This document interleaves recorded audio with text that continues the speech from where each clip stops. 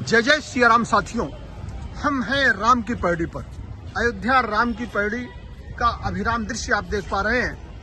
आज राम की पैड़ी पर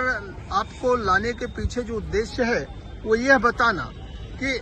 यहाँ पर 8वें दीपोत्सव की तैयारियां शुरू हो गई हैं और अब की बार का दीपोत्सव अन्य दीपोत्सव से अलग होने वाला है। जो 7 दीपोत्सव हुए हैं उससे यह 8वां दीपोत्सव किस मायने में अलग है वो आपको बताएं तो अलग इस मामले में होगा कि अब की बार यहाँ लगभग 10,000 दर्शकों के बैठने की व्यवस्था रहेगी, जिसमें ज्यादातर लोग स्थानीय होंगे। कुछ एक जो बाहरी श्रद्धालु अयोध्या महोत्सव में मौजूद रहेंगे वह भी इसमें निश्चित रूप से भाग ले पाएंगे। लेकिन अभी तक क्या होता था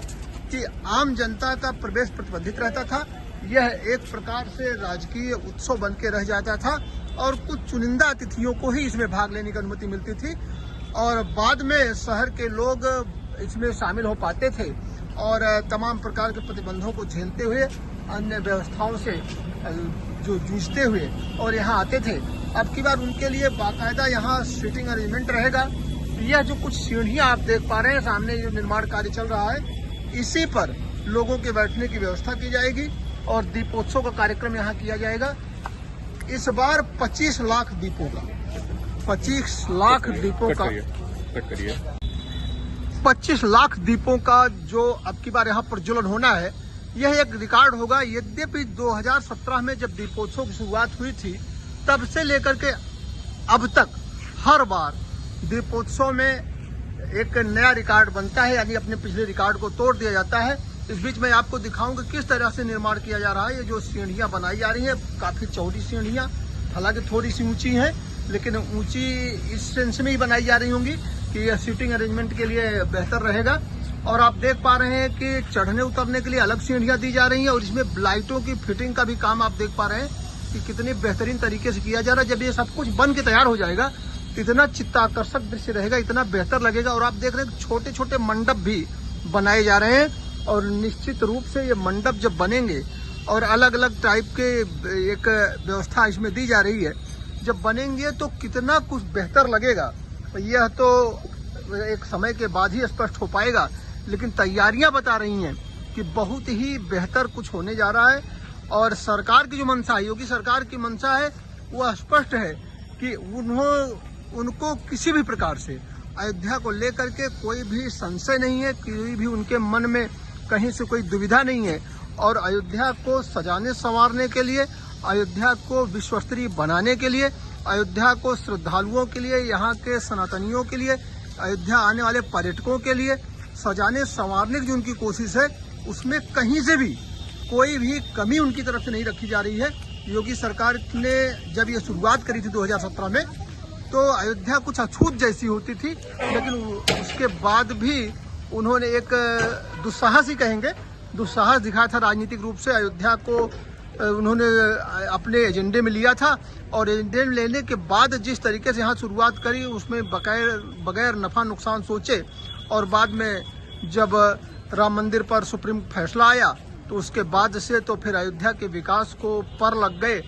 4 चांद लग गए। और ये सब कुछ किया योगी सरकार ने अपनी निजी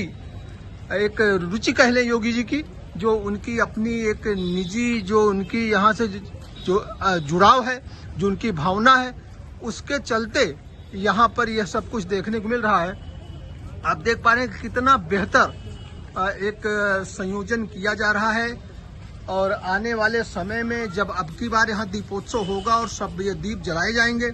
तो कितना बेहतर यहाँ का दृश्य होगा यह तो पता चलेगा आगामी 30 अक्टूबर को,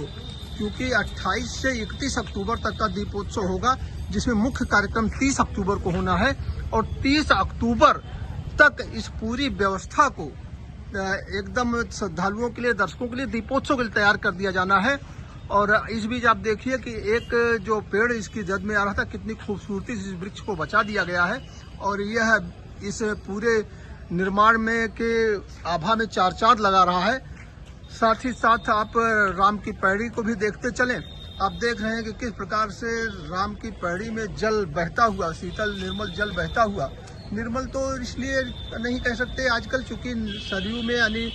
कटाव बहुत ज़्यादा होता है और कटाव की वजह से मिट्टी या गाद इसमें घुली हुई है, इसलिए पानी मटमैला दिख रहा है। लेकिन आप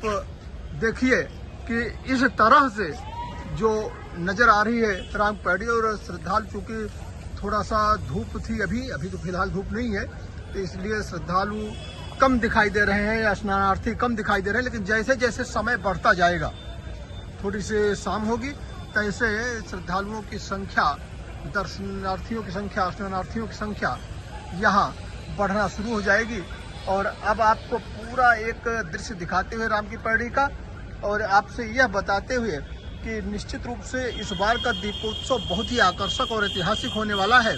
तो आप अगर अयोध्या आने का प्लान कर रहे हैं या नहीं कर रहे हैं, तो निश्चित रूप से दीपोत्सव के लिए प्लान कर लीजिए और अयोध्या जरूर आइए। आपको राम की पैड़ी बुला रही है, आपको सरयू की निर्मल धारा बुला रही है, रामलला आपका आवाहन कर रहे हैं।